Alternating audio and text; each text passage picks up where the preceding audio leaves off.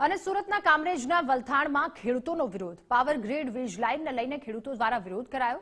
ખેડૂતોએ રેલી કરી કલેક્ટરને રજૂઆત કરી। છેલ્લા ઘણા સમયથી ખેડૂતો વિરોધ કરી રહ્યા છે। આ મામલે પાવર ગ્રીડ કોર્પોરેશન ઓફ ઇન્ડિયાના ખેડૂતો વિરોધ કરી રહ્યા છે।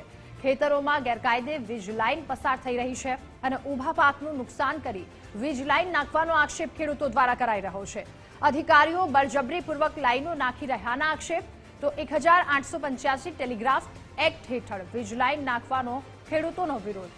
જમીન સંપાદન કાયદા હેઠળ વીજ લાઇન નાખવા ખેડૂતોની માંગ।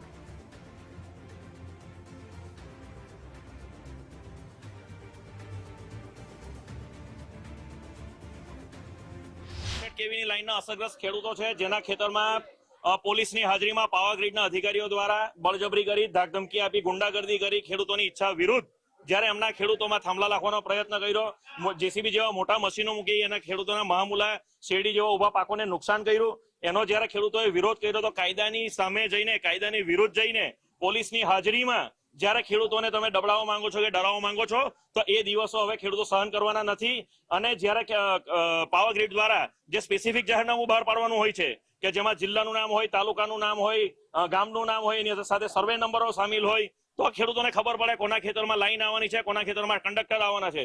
જ્યારે અધૂરા જાહેરનામા બહાર પાડી ખેડૂતોને તમે જ્યારે ટુકડામાં વહેંચવાનો પ્રયાસ કરો છો તો તમારી આ રમત ખેડૂતો હવે સમજી ચૂક્યા છે।